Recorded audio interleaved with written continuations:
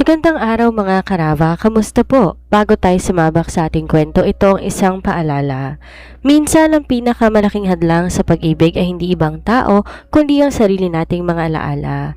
Sa ating nobela ngayon, makikilala ninyo si Celine, isang babaeng gising sa isang buhay na hindi niya matandaan, kasama ng 3 anak na henyo na tila mga anghel na ipinadala para protektahan siya. Pero paano kung ang lalaking tinuturing mong estranghero ay siya palang bilyonaryong asawa na matagal nang naghahanap sa'yo? At paano kung sa bawat hakbang mo para mahanap ang katotohanan, may isang demonyong nagmamasid, handang pumatay para lang manatili kang nakalimot? Ito ang The Billionaire's Forgotten Wife and Their Genius Triplets. Hindi lang to basta love story, ito ay labanan ng katotohanan laban sa kasinungalingan at ang pagtatanggol ng isang pamilya laban sa mga taong gustong sumira sa kanila. Handa na ba kayong malaman ang sikretong nakabaon sa nakaraan? Ihanda ang inyong mga puso dahil sa mundong ito, ang pag-ibig ay hindi laging madali, lalo na kung ang buhay ang nakataya. Tara, simulan na natin. 5 taon ng paglimot, isang sekretong nakabaon sa nakaraan at ang lalaking handang sunugin ng mundo para bawiin ang lahat. Si Celine ay isang babaeng nabubuhay sa anino ng kanyang nakaraan. Pagkatapos na isang malagim na aksidenteng muntik niya ng ikamatay, nagising siya sa mundong hindi niya kilala, walang alaala, walang pamilya at walang pagkakakilanlan. Ang tanging nagbigay sa kanya ng dahilan para magpatuloy ay ang 3 niyang anak, sina Leo, Leah at Locke. Ang mga batang henyo na tila ipinadala ng langit upang maging sandingan niya sa gitna ng kanyang pagkalito. Ngunit ang katahimikang matagal niyang pinangalagaan nagwagas sa isang iglap na makaharap niya makapangyarihang si Timothy Vertuso. Si Timothy ang bilyonaryong nagmamay-ari ng kalahati ng industriya sa bansa. Ang lalaking kilala sa pagiging malamig at walang pakialam sa emosyon. Ngunit sa likod ng kanyang matigas na pagkatao ay ang sugat na isang asawang kinuha ng kamatayan o yun ang akala niya. Nang makita niya sa Celine ang babaeng kamukha ng kanyang yumaong asawa at ang 3 batang henyo na may DNA na tumutugma sa kanyang sarili, nagbago ang lahat. Ngunit hindi malaya ang muling pagkikita. Nagbabalik si Sabrina, ang ex-girlfriend ni Timothy na matagal lang naghihintay sa trono ng mga Vertuso. Hindi siya titigil hanggat hindi niya napapabagsak ang babaeng walang alaala.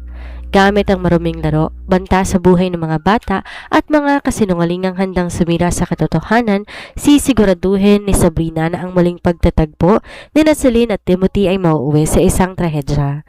Sa gitna ng paghahanap sa nawawalang alaala at pagtatanggol sa kanyang mga anak, mapipilitan si Celine na harapin ang katotohanan na mas masakit pa sa paglimot.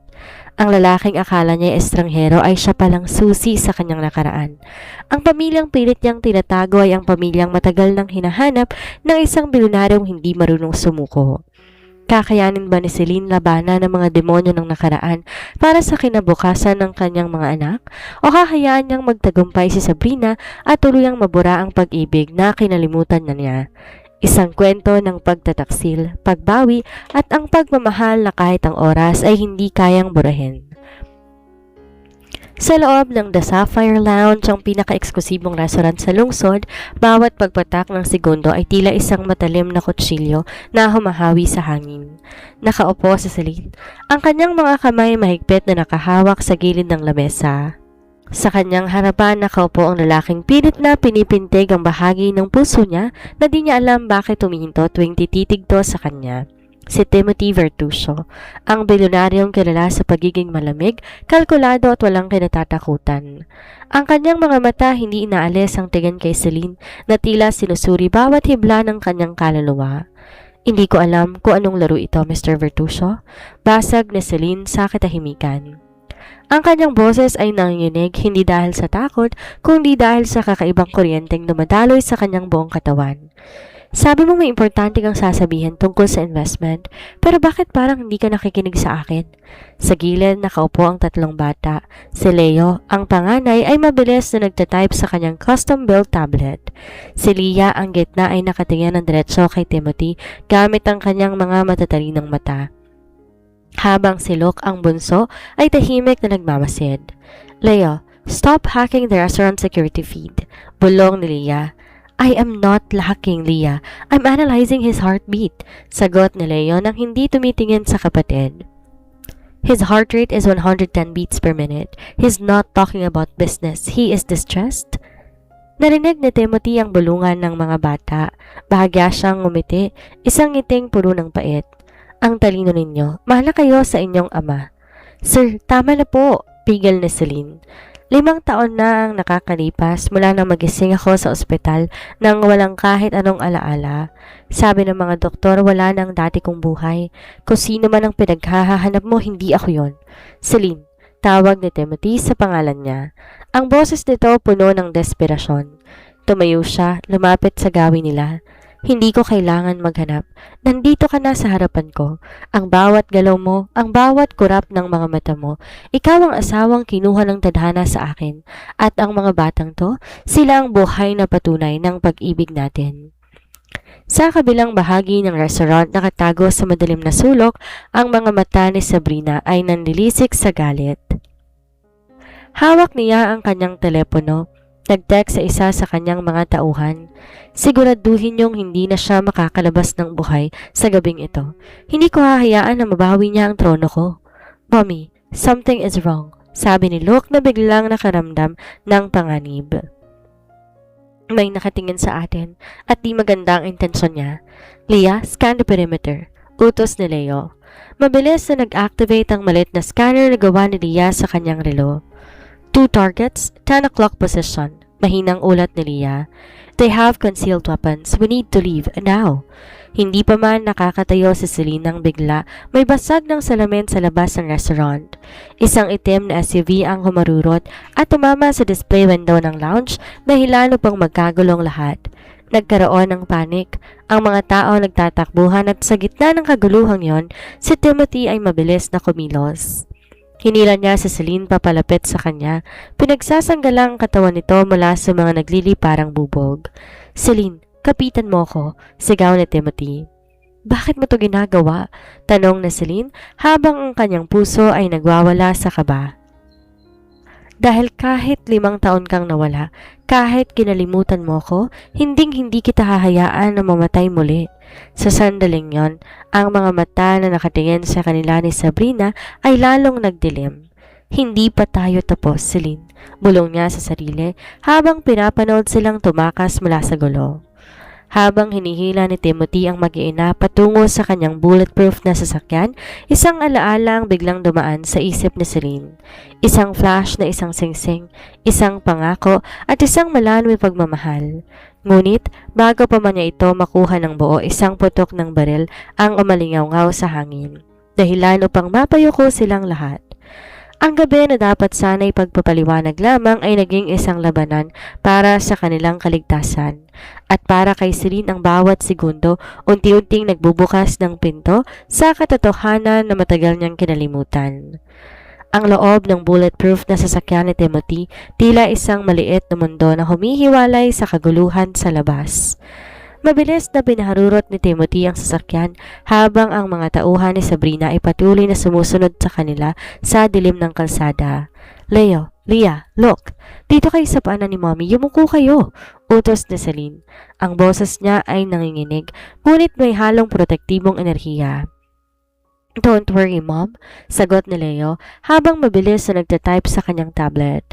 I've already jammed their communication signals and disabled the traffic lights along this route. Hindi nila tayo masusundan ng malapitan? Hindi makapaniwalang tumingin sa Timothy kay Leo sa pamamagitan ng rearview mirror. Anak ko nga, naisip niya. Ang talino ng mga bata ay hindi pangkaraniwan. Ito ay marka ng mga virtusyo. Sino kayo? Hingal na tanong ni Celine habang yakap ng mahigpit ang kanyang 3 anak. Bakit? May mga tao na gustong pumatay sa atin. Ano ang kinalaman mo dito, Timothy? Ang kinalaman ko? Tumingin si Timothy sa kanya. Ang kanyang mga mata nag-aapoy sa galit sa mga tao na nagtangkang manakit sa kanyang pamilya.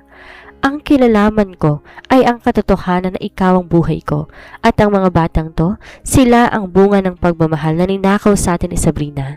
Sabrina? Pabulong na tanong ni Celine. Ang pangalang niyo nagpadala ng kuryente sa kanyang utak. Isang imahe ng isang babaeng nakasuot ng pulang damit ang biglaang sumagi sa kanyang isip. Kilala ko siya. Siya ang babaeng nagplano ng lahat, sagot ni Timothy. Simula sa aksidente ko, 5 taon na ang nakalilipas hanggang sa pagtatanim ng mga maling alaala sa isipan mo. Gusto niya ang lahat ng akin, ang kumpanya, ang pangalan ko at higit sa lahat ang posisyon mo sa buhay ko.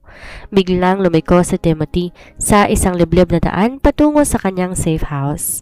Isang mansyon na nakatago sa gitna ng kagubatan, protektado ng pinakamataas na teknolohiya. Pagpasok nila sa garahe, mabilis silang lumabas at nagtungo sa loob ng bahay. Pagdating sa loob, hindi makapagsalita si Celine sa laki at ganda ng lugar, ngunit ang tensyon hindi nawala. "Mommy, look at this," tawag ni Leah. Pinakita nito ang isang monitor sa sala kung saan nakikita nila ang kanilang video habang kinukunan ng mga paparazzi kanina. "Naka-live ang mukha natin sa social media. Hinahanap na tayo ng buong mundo. Timothy, kailangan nating lumayo," giit ni Celine. "Hindi ko alam kung totoong sinasabi mo tungkol sa asawa ko, pero kung totoo mang may sumusunod sa atin, hindi tayo ligtas dito." "Celine, hindi ka na aalis pa sa paningin ko," determinadong sabi ni Timothy. Lumapit siya at hinawakan ng pisngi ni Celine. Napapikit si Celine sa init ng palad ng lalaki. Ang hawak na ito parang pamilyar. "Sinong tunay nating ama?" tanong bigla ni Locke, ang bunso, habang nakatingin ng diretso kay Timothy. "We need to know. We are genius children, Mr. Vertusio. We don't settle for maybe. We want proof." Napangiti ng bahagya si Timothy. Kinuha niya ang kanyang DNA testing kit mula sa isang drawer. "Hindi ko kailangan ng test para malaman kung sino kayo, pero para sa inyo gagawin ko. At pagkatapos nito, sana maniwala na kayo." Habang abala sila sa loob, hindi nila alam na sa labas ng mansyon, isang itim na van ang nakaparada. Mula sa bintana, pinapanood ni Sabrina ang bawat kilos nila gamit ang thermal camera. "Magpakasaya kayo habang kaya ninyo," bulong ni Sabrina habang humihitit ng sigarilyo. "Dahil sa sandali na makuha ko ang DNA report na yan, sisiguraduhin ko wala nang matitirang alaala sa'yo, pati na ang inyong mga buhay." Sa loob ng bahay, habang naghihintay ng resulta, isang malalim na katahimikan ang bumalot sa kanila. Alam na Selena ang kanyang buhay ay hindi na may babalik pa sa dati. Ang lalaking nasa harapan niya ay hindi lang isang estranghero. Siya ay ang lalaki na nakatakdang magprotekta sa kanya. Sa gitna ng banta ni Sabrina na unti-unting lumalapit, ang hangin sa loob ng safe house ay mabigat. Tila may paparating na bagyo. Ang bawat tik-tak ng clock ay parang pagpukpok ng martilyo sa dibdib ni Celine. Sa gitna ng malawak na sala, nakalatag ang portable DNA analyzer ni Timothy. Si Leo, Leah at Luke ay nakapalibot sa device, ang kanilang mga mata hindi kumukurap. Para sa kanila, ito ay isang siyentipikong eksperimento. Para kay Celine at Timothy, ito ay isang hatol. Ang sagot kung ang nakaraan ay muli bang mabubuo sa tuluyan ng ililibing.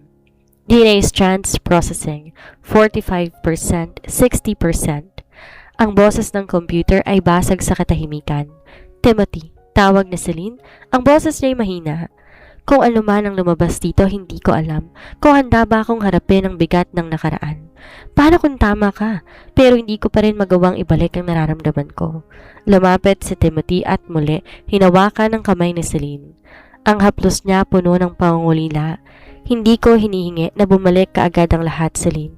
Ang gusto ko lang malaman mong katotohanan. Pinaglaban kita noon at gagawin ko ang higit pa ron ngayon." Tumunog ang makina. 99.9% match. Ang pangalan ni Timothy Vertusio ay lumitaw sa screen bilang biological father. Hindi nakapagsalita ang mga bata. Si Leah, ang dating laging nakaseryoso, ay biglang napakayakap sa kanyang mga kapatid. Si Leo bumuntong hininga. Ang kanyang defensive mechanism unti-unti nang bumabagsak. "Daddy," bulong ni Locke. Sa sandaling yon, ang mga pader ng safe house ay nayanig. Isang malakas na pagsabog ang nagmula sa labas. Ang main gate ng mansyon ay winasak na isang remote-controlled explosive. "Damn it!" mura ni Timothy. Agad niyang kinuha ang kanyang barel na nakatago sa ilalim ng sofa.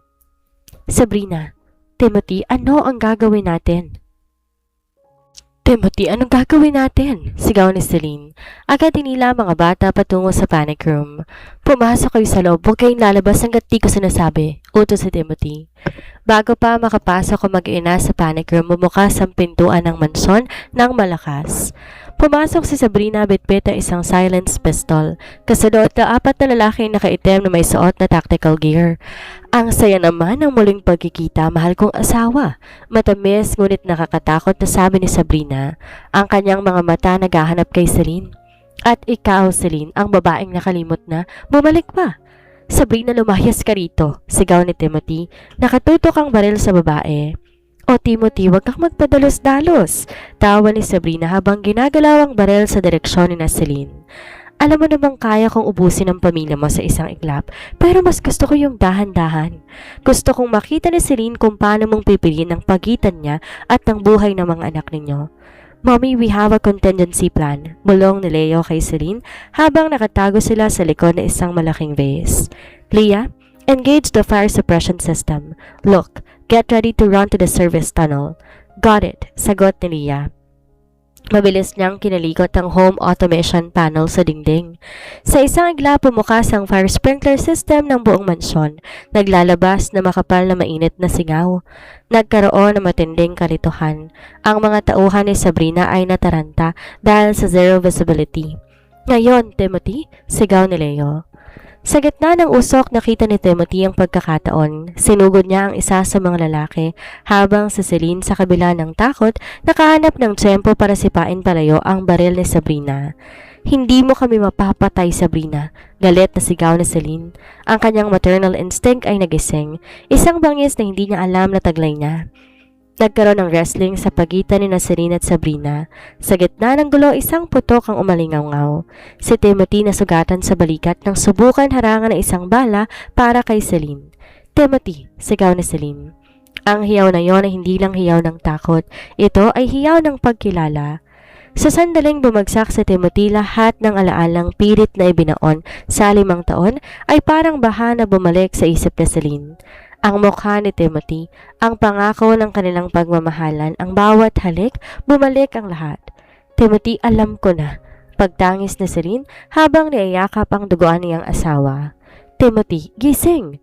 Si Sabrina na nakakita ng pagkakataon ay tumakas sa labas habang ang mga tauhan niya ay unti-unti nang nagpapabagsak ng mga security guards na Timothy na rumesponde. Ang gabi natapos sa dugo, ngunit ang pinakamalaking laban nagsisimula pa lamang. Ang pagbabalik ng alaala ni Celine at ang pagtatago sa panganib na dala ni Sabrina. Ang amoy ng antiseptic at ang mahinang tunog ng heart monitor ang sumalubong sa pandinig ni Celine. Nakaupo siya sa tabi ng hospital bed ni Timothy. 3 araw na nakakalipas mula nung gabi ng insidente. 3 araw na puno ng pag-aantay at pag-iyak. Habang nakatingin sa mukha ni Timothy na payapang natutulog, unti-unti, bumabalik sa isip na Celine ng mga eksena ng nakaraan. Mga eksenang matagal niyang kinalimutan. Ang araw ng kanilang kasal sa tabing dagat, ang unang beses na nalaman niyang buntis siya sa triplets at ang huling alaala bagong aksidente, ang pag-aaway nila ni Sabrina at ang mabilis sa takbo ng kotse sa gitna ng ulan. Timothy, pabulong na tawag ni Celine. Hinawakan niya ang kamay nito, dinampi sa kanyang pisngi. Bumalik na sila. Lahat ng alaala bumalik na. Bigla, gumalaw ang mga daliri ni Timothy. Dahan-dahan niyang minulat ang kanyang mga mata at ang unang mukha na hinanap niya ay ang kay Celine. Celine? Rehistro ng boses ni Timothy, paos at mahina. Nasaan ang mga bata? Ligtas ba sila? Ligtas sila, Timothy. Nasa main office sila ng kumpanya mo. Binabantay ng mga pinagkakatiwalaan mong tao, sagot ni Celine, habang tumutulo ang kanyang mga luha. Timothy, naalala ko ng lahat. Alam ko na ang nangyari. Alam ko na kung bakit tayo nawalay sa isa't isa. Napangiti si Timothy, isang ngiting punong-puno ng ginhawa. Akala ko habang buhay na lang kitang kailangan suyuin para maalala mo ako. Hindi mo na kailangan gawin yon, sabi ni Celine, sabay halik sa noo ng asawa. Ngayon, ako naman ang lalaban para sa atin. Hindi ko nahahayaang may manakit pa sa atin ni Sabrina. Samantala, sa isang madilim na silid sa labas ng ospital, di matanggap ni Sabrina ang pagkatalo. Ang kanyang underground connection ay unti-unti nang nauubos dahil sa mga ebidensya na kinukuha ni Leo at Leah mula sa security servers ng kumpanya ni Timothy. Hindi pa ako tapos, mulong ni Sabrina sa harap ng isang laptop. Napanood niya ang CCTV footage kung saan makikita ang pagyakap ni Celine kay Timothy sa loob ng ospital. Kung hindi ko kayo mapapatay, sisiguraduhin ko. Mawawalan kayo ng saysay sa harap ng publiko. Nag-upload si Sabrina ng isang deepfake video sa social media kung saan pinapakita na si Celine ay isang espiya na nagtatangkang magnakaw ng proprietary technology ng Virtusio Corporation. Gusto niyang sirain ang reputasyon ni Celine para mawalan ito ng kakampi. Sa loob ng ospital, hindi nila namalayan ang paparating na bagyo. Papasok ni Leo, Leah at Luke sa kwarto, nakita nila ang kanilang mga magulang na magkayakap. "Daddy, you're awake!" Masayang sigaw ni Luke. "Daddy, the news is spreading a malicious video about Mommy." Seryosong sabi ni Leo sabay pakita ng tablet. "I've been tracking the source but it's protected by a high-level proxy. Someone is actively trying to frame Mommy." Tiningnan ni Timothy ang video. Ang kanyang mga mata nagdilim sa galit. "Sabrina, wala ka talagang kapaguran." "Timothy, anong gagawin natin?" tanong ni Celine. "Kung maniniwala ang publiko sa video na yan, baka pati ang board of directors bawiin ang suporta nila sa'yo. Hayaan mo silang magpakalat ng kasinungalingan." Sagot ni Timothy.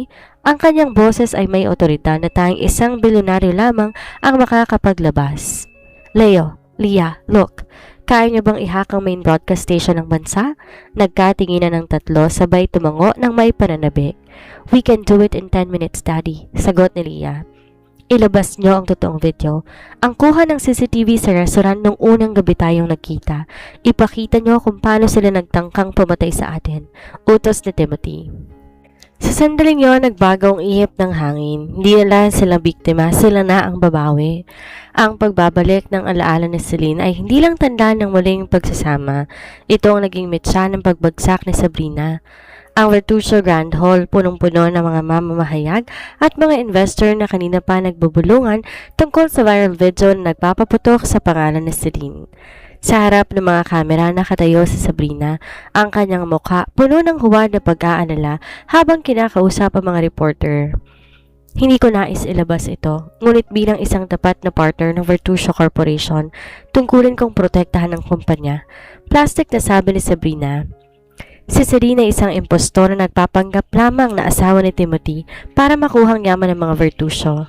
Sa isang mataas na balkonahe sa loob ng hall nakatayo si Timothy, nakasuot kahit pa may benda pa sa balikat, at si Celine na nakasuot na eleganteng puting damit. Sa likod nila ay ang triplets na may hawak na holographic remote. "Handa na ba kayo?" tanong ni Timothy. "We're ready, Daddy. The upload is 98% complete," sagot ni Leo. Ito ng oras para tapusin lahat ng kasinungalingan niya, matapang na sabi ni Celine. Dahan-dahan silang naglakad pababa sa grand staircase. Ang mga bulungan ay biglang napalitan ng katahimikan. Ang mga kamera mabilis na humarap sa kanila. Nakita ni Sabrina ang pagdating nila. Sandaling gumuho ang kanyang kumpiyansa, ngulit agad din siyang bumawi ng isang mapang-asar ng ngiti.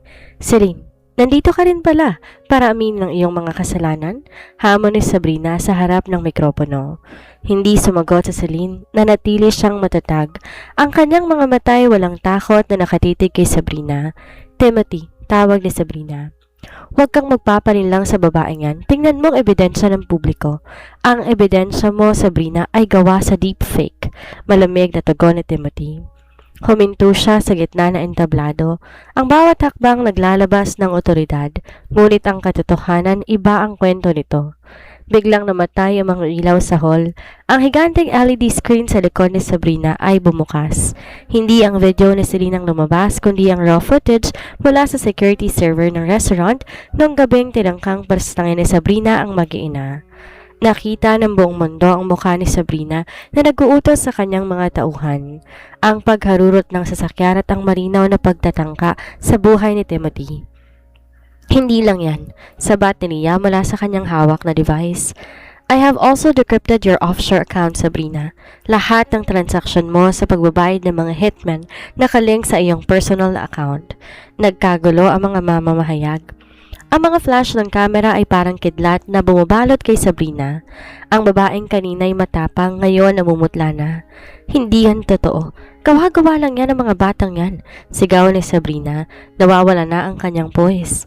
Ang DNA test hindi nagsisinungaling, Sabrina. Dagdag ni Celine habang lumalapit sa kanya. At ang mga alala ko hindi mabubura. Kahit ano pang kasinungalingan mo. Ang tronong pinaglalaban mo hindi kailanman naging sa'yo yan. Dumating na ang mga pulis sa pintuan ng hall. Dala nila ang warrant of arrest para kay Sabrina dahil sa attempted murder at cyber libel. Hindi niyo ako po pwedeng ipakulong, sigaw ni Sabrina habang kinakaladkad siya ng mga otoridad. Tumingin siya kay Timothy, ang kanyang mga mata puno ng matinding puot. Hindi pa tayo tapos, Timothy. Hindi mo ako matatakasan. Habang inilalabas si Sabrina, isang katahimikan ang bumalot sa buong hall. Tumingin si Timothy sa mga reporter, pagkatapos ay kay Celine at sa kanilang tatlong anak. Ang Virtuoso Corporation ay hindi lamang isang kumpanya, pagpapahayag ni Timothy sa harap ng buong mundo. Ito ay isang pamilya at ngayon muli na kaming buo. Hinalikan ni Timothy si Celine sa harap ng libo-libong tao. Isang halik na nagpapatunay ng pag-ibig nila kahit padumaan sa apoy ay limot, nananatiling matatag. Ang katahimikan sa loob ng mansyon ng mga Virtuoso pagkatapos ng press conference ay tila isang malaking kaibahan sa kaguluhang naganap kanina. Bawat sulok ng bahay tila humihinga ng maluwag. Gayunpaman alam ni Timothy at Celine ang pagkakakulong kay Sabrina ay di nangangahulugang tapos na ang lahat. Si Celine nakatayo sa balkonahe, pinagmamasdan ng mga bituin. Ramdam ang bawat alaalang bumabalik. Ang bawat halik, bawat yakap at bawat pangakong binitawan nila ni Timothy bago ang trahedya. Di ka pa rin makatulog? Isang mainit na haplos ang dumapo sa kanyang balikat. Si Timothy na nakasuot ng simpleng robe, tumayo sa likuran niya. Iniisip ko lang ang mga bata, Timothy, bulong na Celine. Pagkatapos ng nangyari natatakot ako na baka muli silang madamay. Masyado silang matalino para sa kanilang edad at minsan nakakalimutan kong mga bata lang sila. Hinarap siya ni Timothy, hinawakan ang kanyang mga kamay. Hindi sila ordinaryong mga bata, Celine. Sila ay mga Virtuoso at dahil sa talino nila, hindi sila madaling maluloko. Pero sumasang-ayon ako sa'yo. Mula ngayon, ang prioridad natin ay ang kaligtasan nila at ang pagsisimulang muli. Sa kabilang banda, sa loob ng underground tech lab ng mansyon, sina Leo, Leah at Locke ay hindi rin natutulog. Nakatutok sila sa tatlong magkakahiwalay na screen. I've been scanning Sabrina's private cloud storage. Seryosong wika ni Leo. She has a fail-safe. Mukhang may time-release documents siya na nakatakdang ipadala sa media at sa mga regulatory bodies kung di siya makakapag-login sa loob ng 48 hours. What kind of documents? Tanong ni Leah habang mabilis na nag-e-encode ng encryption breaker. It seems to be a collection of fabricated documents that could trigger an audit for Daddy's company. Sagot ni Locke. If this go public, the scandal will be even bigger than the one we just fixed. Nagkatinginan ng tatlo. Alam nila na hindi pa tapos ang laban. Habang ang kanilang mga magulang ay nagbabawi ng lakas, sila naman ang nagiging shield at sword ng pamilya. Kinabukasan, ang balita tungkol sa pagkakakulong ni Sabrina ay naging headline sa bawat pahayagan. Ngunit ang tensyon hindi nawala sa mata ng mga tao sa loob ng kumpanya. May mga board members na nagdududa pa rin sa katatagan ng pamumuno ni Timothy.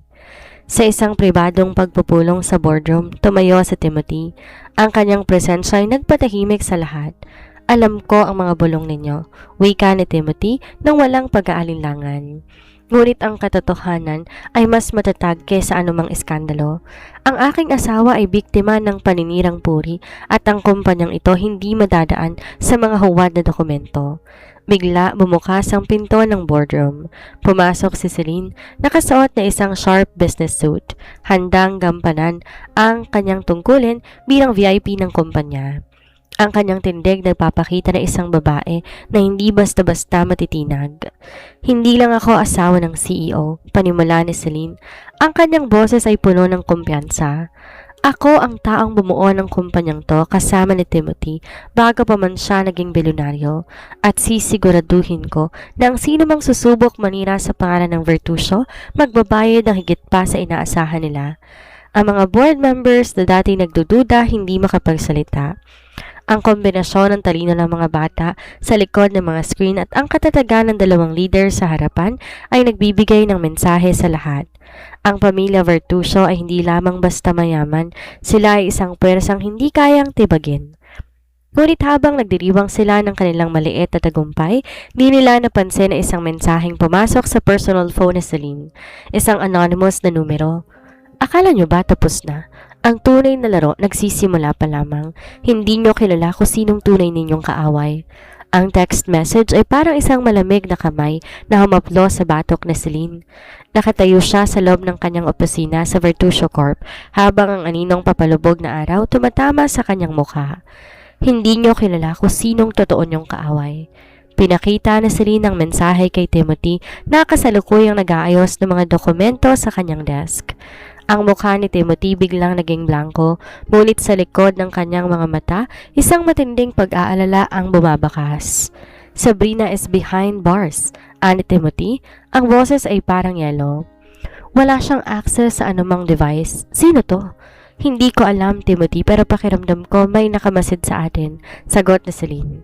Sa kabilang banda, sa hidden lab ng triplets ang atmosfera ay kasing init ng apoy.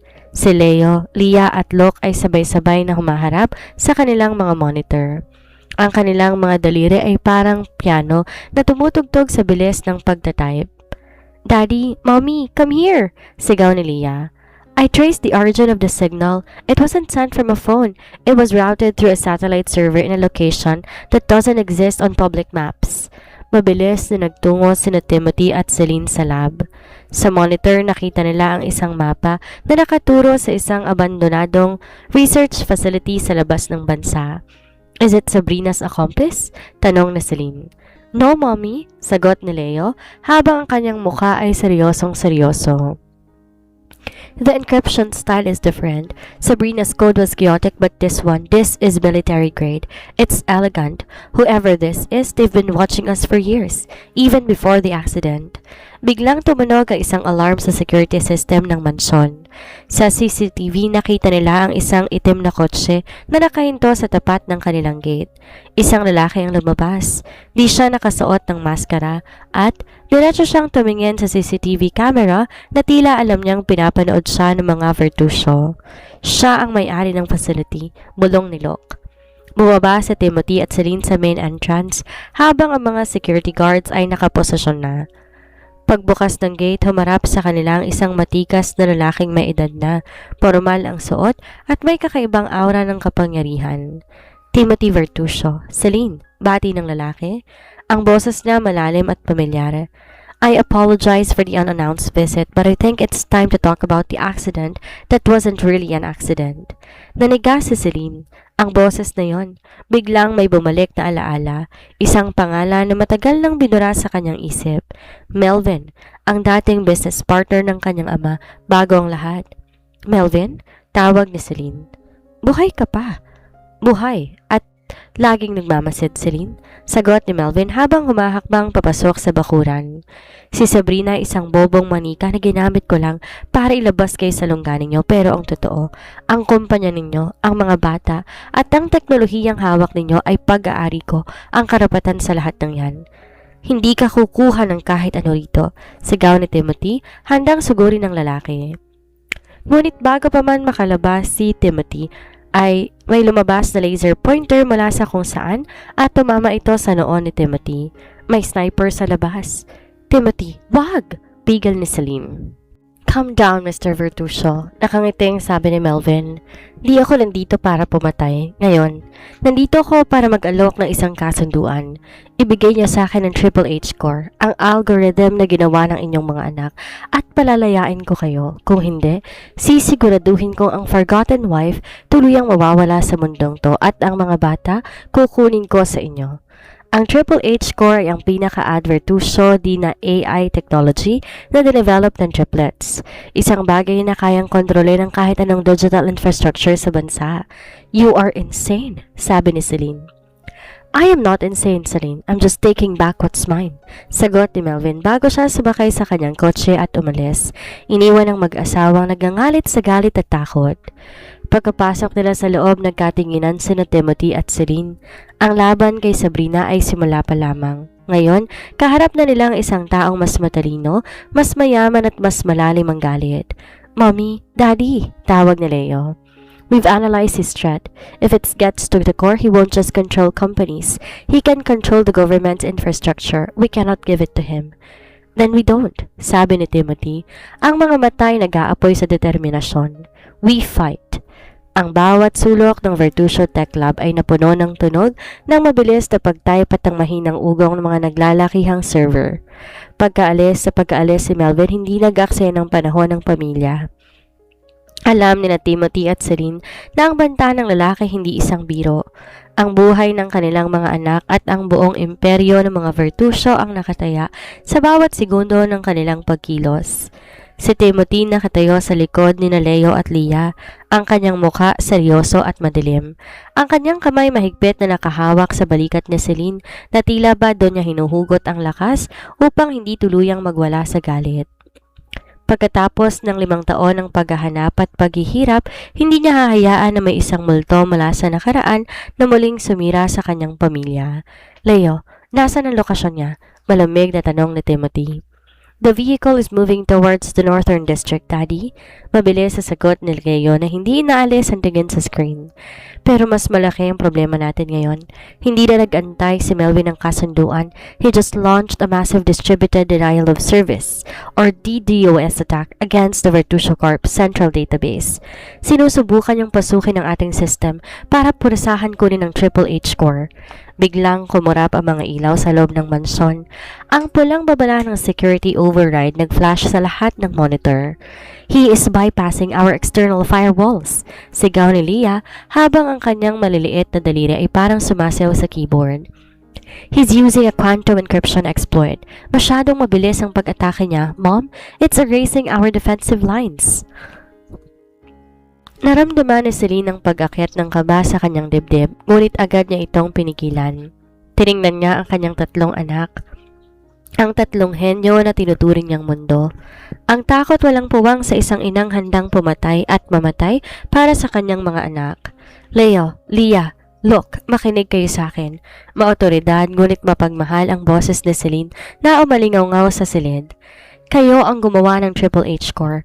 Kayong nakakaalam ng bawat pasikot-sikot ng algorithm na yan. Huwag kayong matatakot sa teknolohiya niya. Gamitin ninyo ang inyong talino. Ipagtanggol ninyo ang pamilya natin.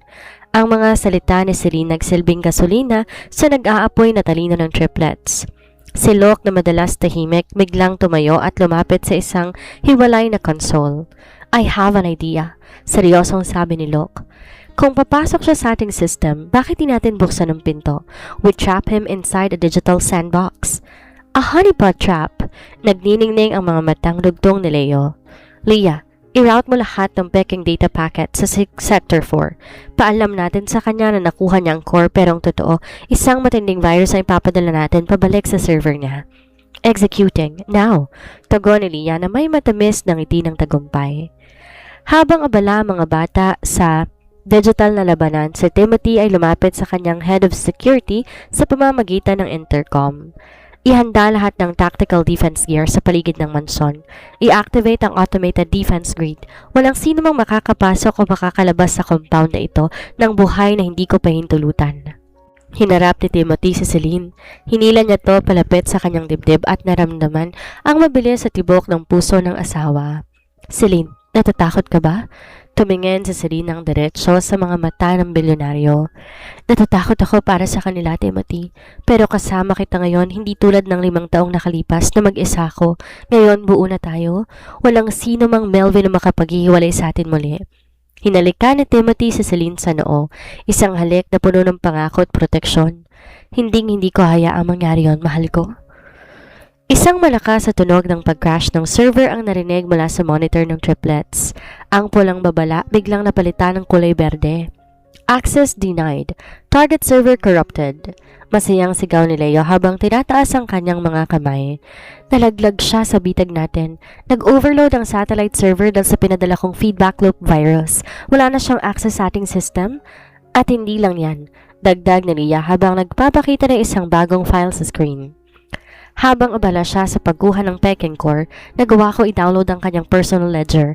Lahat ng ebidensya sa marurumi niyang transaksyon, kabilang ang pagpupondo sa aksidente mo 5 taon nang nakakalipas, Mommy, nandito na sa atin. Isang malaking relief ang naramdaman ni na Timothy at Celine, ngunit bago pa man sila tuluyan makapagdiwang, ang pangunahing projector sa gitna ng lab biglang bumukas ng kusa. Isang madilim na anino ng lalaki ang lumitaw, si Melvin. Kahit pa nanggagalaiti sa galit dahil sa pagkatalo ng kanyang system, isang mapanganib ng ngiti pa rin ang nasa mukha ng matanda. Matalino. Masyadong matalino ang aking mga apo, wika ni Melvin sa pamamagitan ng video feed. Ang kanyang boses ay may halong paghanga, ngunit mas nangingibabaw ang banta. Naparanunan ninyo ang unang round, Timothy, Celine. Ngunit tandaan ninyo, ang digmaang ito, hindi lang nagaganap sa computer. Ang tunay na laro ay physical. Magkita tayo sa gabi ng inyong anibersaryo, doon natin tatapusin ang lahat. Bago pa man makasagot si Timothy, namatay na ang feed. Ang katahimikan muling bumalik sa silid, ngunit ang mensahe ni Melvin ay malinaw. Ang sunod na labanan ay hindi na lang gagamitan ng keyboard. Ito ay magiging isang harapang engkwentro kung saan buhay na ang magiging kabayaran. Ang mga araw sa sumunod sa pag-atake ni Melvin, naging isang mahabang paghihintay sa isang di maiiwasang trahedya. Ang petsa ng anibersaryo ni na Timothy at Celine, ang araw na dapat sana'y pagdiriwang ng kanilang pag-ibig, naging isang countdown para sa kanilang kaligtasan. Sa loob ng mansyon ng bawat pasilyo, nababalot ng high-tech security. Di na lang basta gwardyang nagbabantay, may mga laser motion sensors, thermal cameras at mga automated defense turrets na nakatago sa bawat sulok ng hardin. Si Timothy sa kabila ng panlabas na katapangan, hindi mapakali. Nakatayo siya sa kanyang opisina, pinagmamasdan ang suot niyang bulletproof vest sa ibabaw ng kanyang tuxedo. Ito ang gabi ng kanilang anniversary gala, isang event na hindi nila po pwedeng kanselahin dahil ito ang magsisilbing pain para ilabas si Melvin sa kanyang pinagtataguan. Timothy, tawag ni Celine habang pumapasok sa silid. Suot na isang napakagandang gown na kulay itim na may mga disenyong pilak na tila nagbibigay diin sa kanyang pagiging reyna ng mga virtusyo. Alam nating darating siya, hindi ba? Lumapit si Timothy, hinawakan ng bewang na Celine. Darating siya, at sa sandaling tumapak siya sa loob ng gala, hindi na siya makakalabas pa ng buhay. At ang mga bata? Tanong na Celine. Ang kanyang boses ay nanginginig sa pag-aalala. Nasa underground bunker sila, protektado ng pinakamalalakas na encryption at military-grade security. Sagot ni Timothy. Leo, Lia at Luke, magbabantay mula sa loob ng system.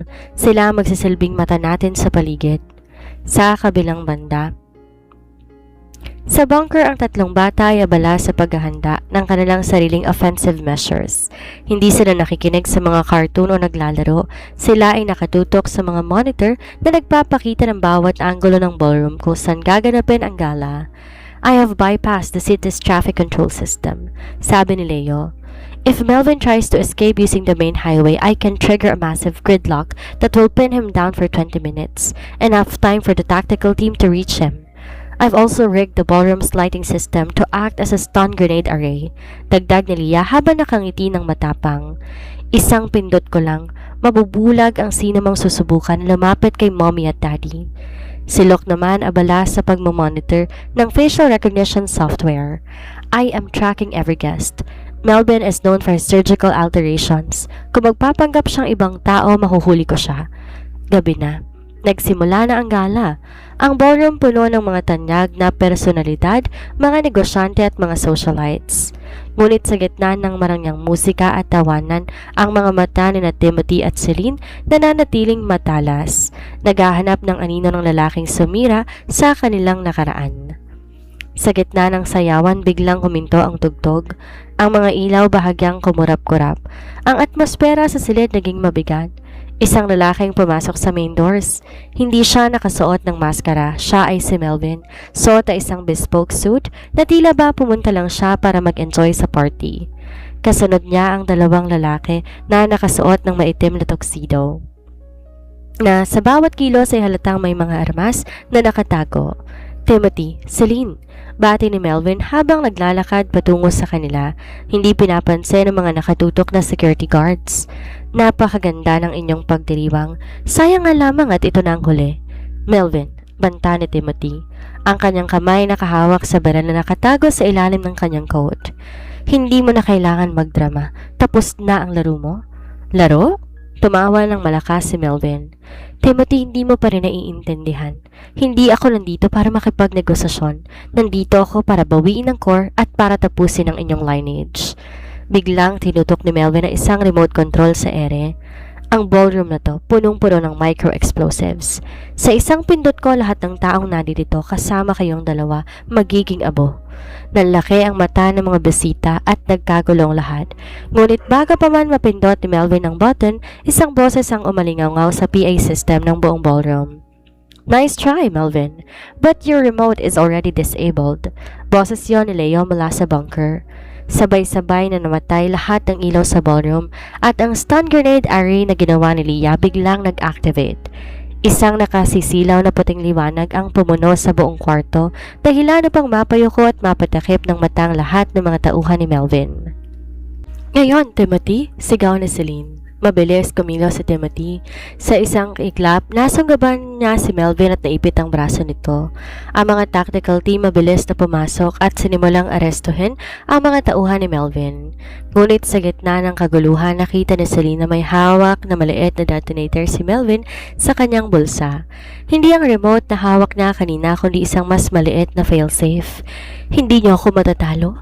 Sigaw ni Melvin habang pilit na kinakalikot ang detonator.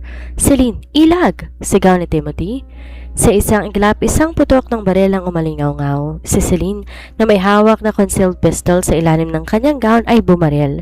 Hindi sa dibdib ni Melvin kundi sa mismong kamay nito na humahawak sa detonator. Bumagsak ang detonator sa sahig. Si Melvin napasigaw sa sahig habang ang mga gwardya mabilis na dinaganan siya.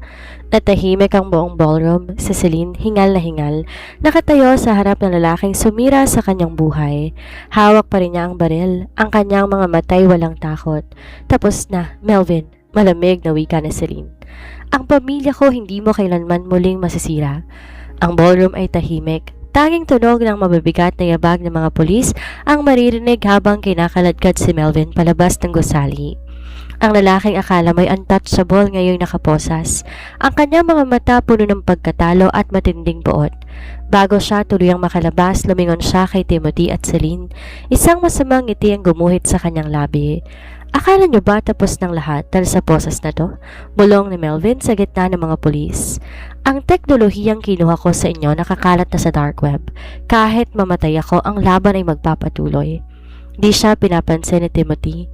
Lumapit siya kay Celine at niyakap to na mahigpit.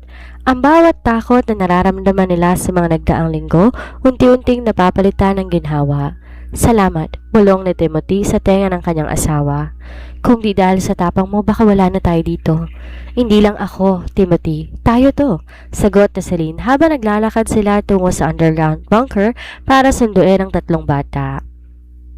Pagbukas ng pinto ng bunker, sinalubong sila ni Leo, Leah at Luke. Ang tatlong bata na bagaman matatalino ay hindi pa rin maitatago ang kanilang pagiging musmos ay mabilis na yumakap sa kanilang mga magulang. We did it, Mom. We did it, Dad. Tuwang-tuwa na sabi ni Luke. Melvin is officially in custody. I've wiped his servers clean and sent all his illicit financial records to the International Criminal Court. Seryosong ulat ni Leo. Hindi na siya makakabangon pa? And the technology he tried to steal? Tanong ni Timothy. I've encrypted the car with a self-destruct sequence that only activates if accessed by an unauthorized IP. Paliwanag ni Leah habang pinapakita ang kanyang tablet. It is safer than ever. Lumipas ang mga oras at ang Vertusio Corporation unti-unting nakabawi. Sa isang malaking press conference na pinangunahan ni na Timothy at Celine, nilabas nila lahat ng ebidensya laban kay Melvin at sa lahat ng kanyang mga kasabwat.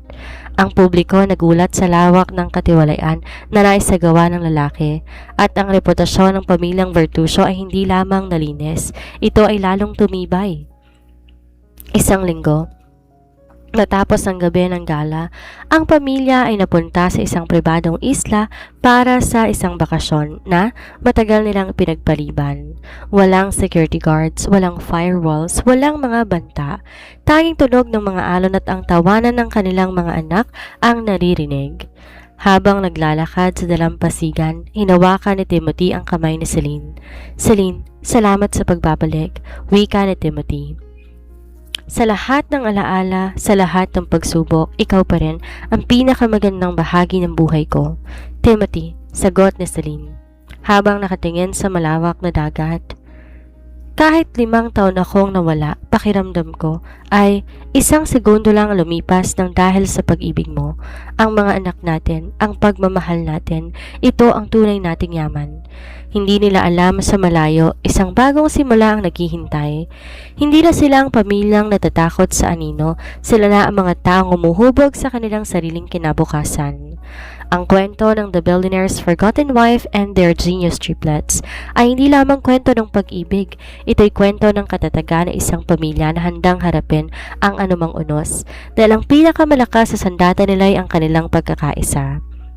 Sa huling pagtanaw sa pamilyang masayang nagtatampisaw sa dagat, isang bagay ang sigurado.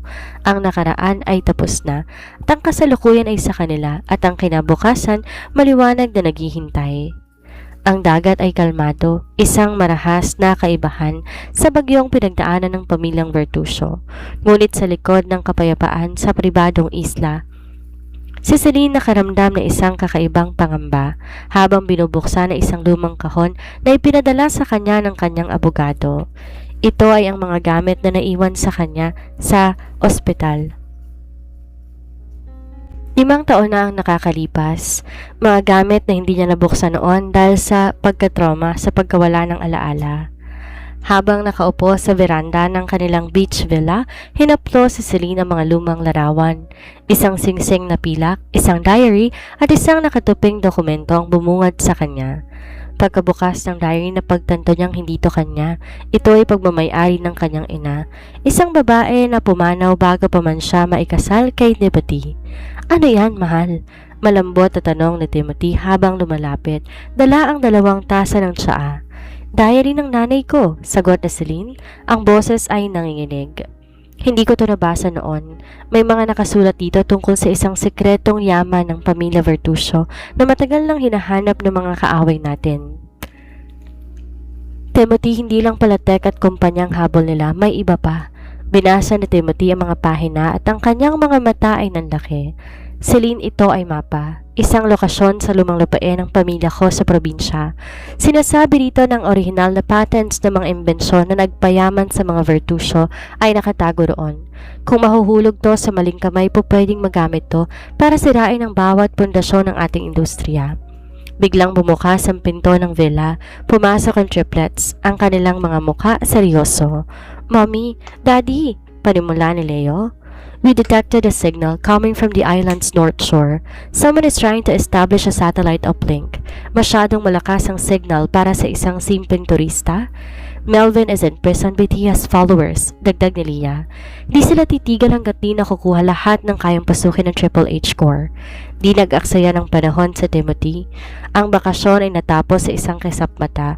Ang pamilya Vertusio bumalik sa kanilang headquarters sa lungsod.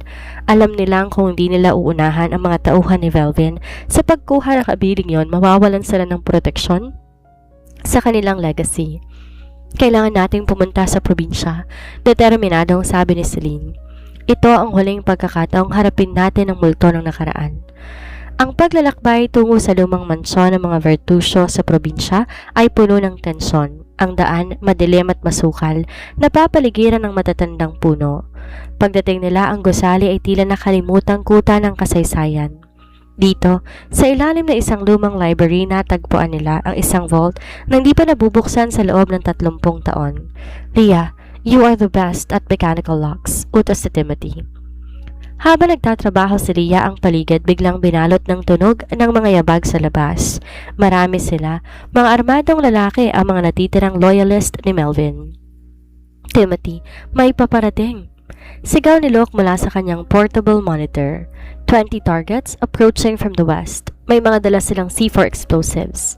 Leo, ihanda mong ating defensive grid para sa manhid ng paligid ng mansyon. Locke, tawagan mong local authorities at i-reroute ang signal para hindi sila makahingi ng backup. Utos ni Timothy habang nilalabas ang kanyang armas. Si Celine na ngayon handa sa anumang labanan ay tumingin kay Timothy.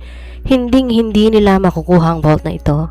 Ang bakbakan ay mabilis at madugo. Ang mga tauhan ni Melvin ay hindi inaasahan ang bilis ng pagresponde ng seguridad ng mga Vertusio. Sa loob ng silid, nagtagumpay si Liyang buksan ng vault. Sa loob, walang ginto, walang pera. Ang tanging naroon ay isang lumang hard drive at isang liham na nakasulat sa dugo. Isang babala na ang kapangyarihan ng mga Vertusio hindi nakadepende sa material na bagay kundi sa talino at pagkakaisa ng pamilya. Ito lang kailangan nila, sabi ni Timothy habang hawak ang hard drive. Ang blueprint ng lahat ng ating teknolohiya, hindi natin ito ibibigay, sabi ni Celine. Leo, i-upload mo ang content sa ating main server at pagkatapos i-delete ang local copy.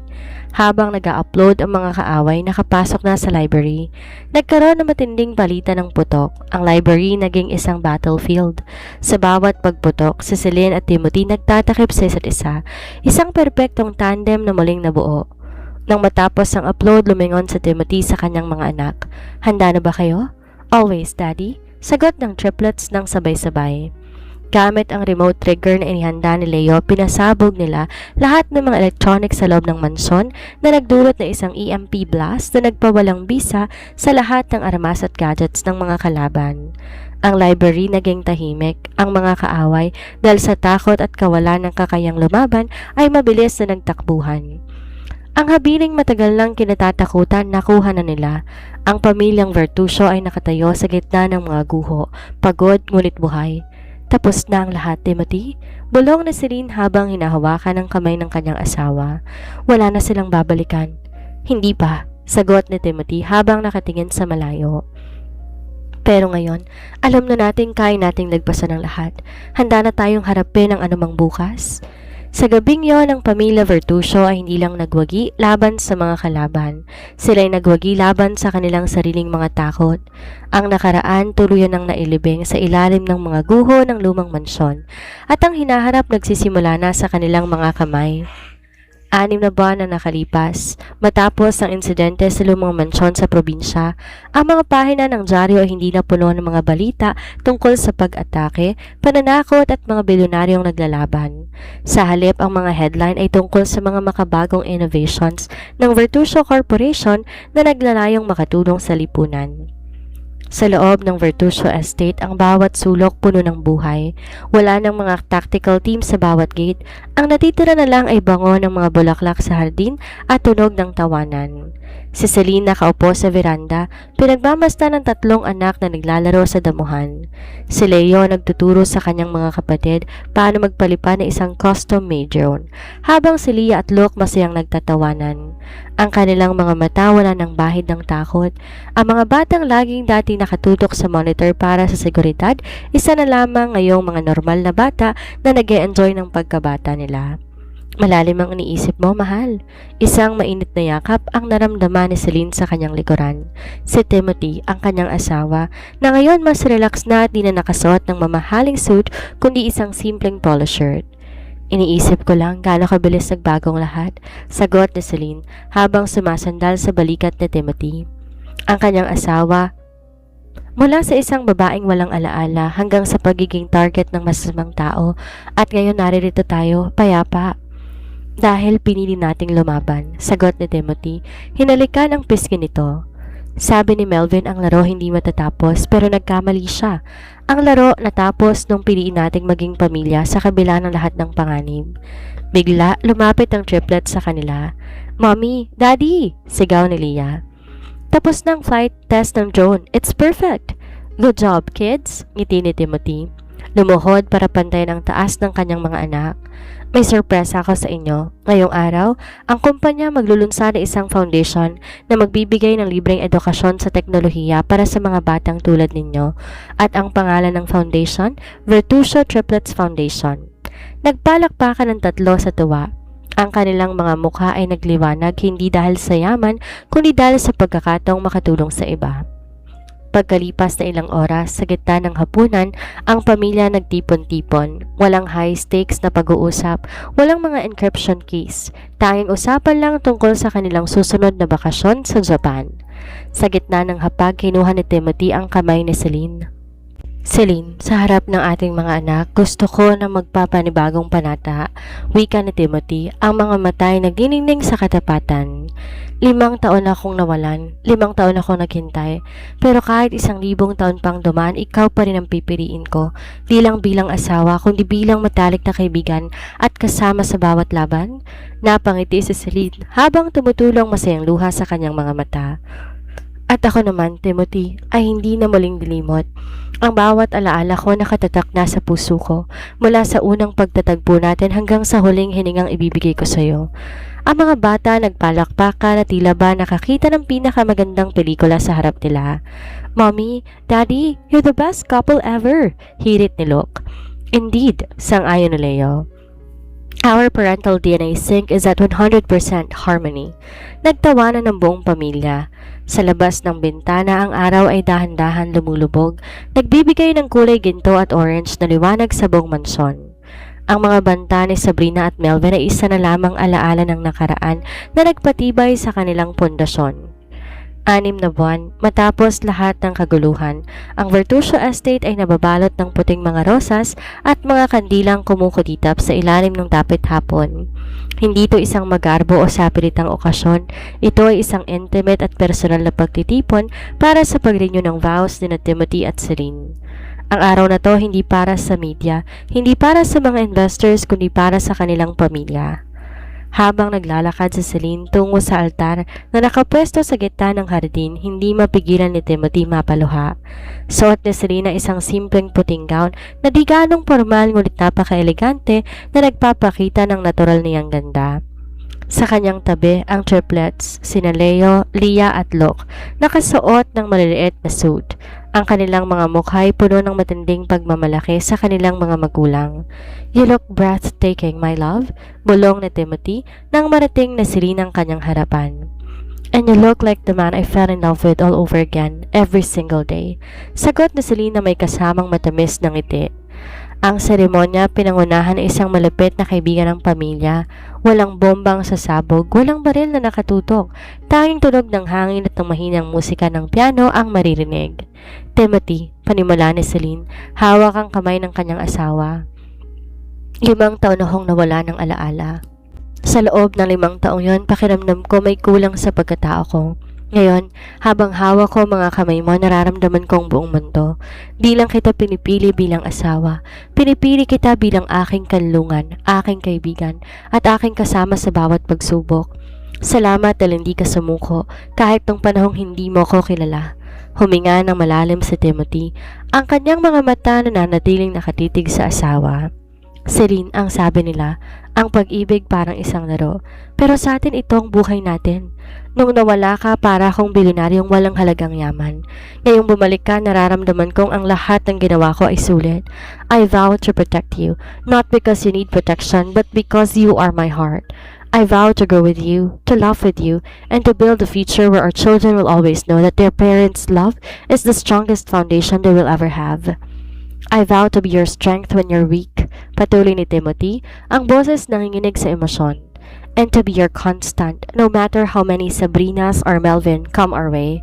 You are and will always be my forgotten wife who I found again, my home. Nang magpalitan sila ng singsing, isang bagong disenyo ang pinakustomize si Timothy. Isang singsing na may 3 maliliit na brilyante na kumakatawan sa kanilang 3 anak. Ito ang simbolo ng pamilyang nabuong muli mula sa abo. I now pronounce you husband and wife once again, anunsyo ng host.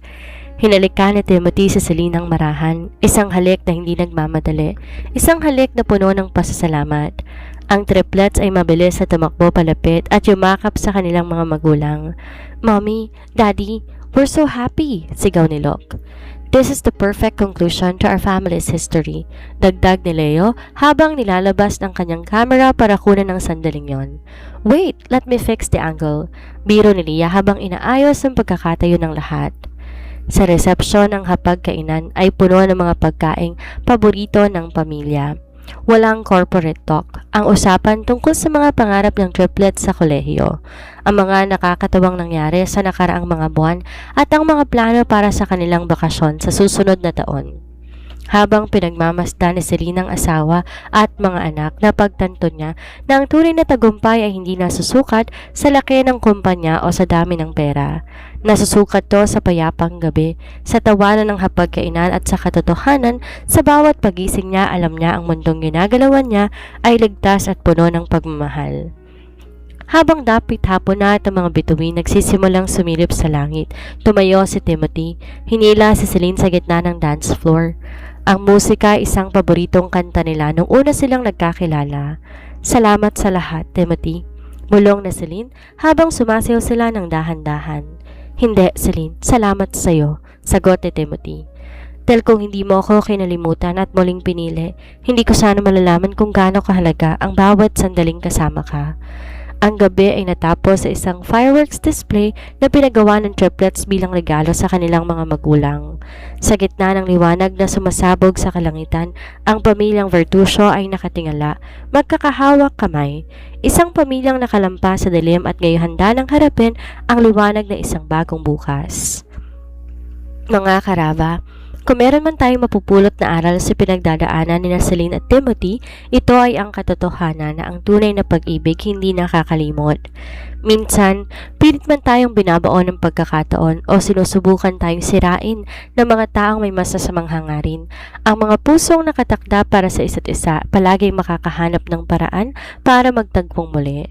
Ang nakaraan ay aral, ang kasalukuyan ay laban at ang kinabukasan ay biyaya. Huwag tayong matakot harapin ang ating mga multo sa buhay dahil kung buo ang pamilya at matatag ang loob, walang pagsubok ang di kayang lampasan. Ano sa tingin nyo ang pinaka-intense na part ngayong araw? I-comment nyo yan sa ibaba. Huwag kalimutang i-like ang video na to at i-subscribe ang ating channel para ninyo ma-miss ang susunod na pasabog sa ating nobela. Ako po ang inyong narrator, si Miss Sandra. Hanggang sa muli nating pagkikita, tandaan, ang pag-ibig na totoo, naghihintay at nagbabalik. Maraming salamat po.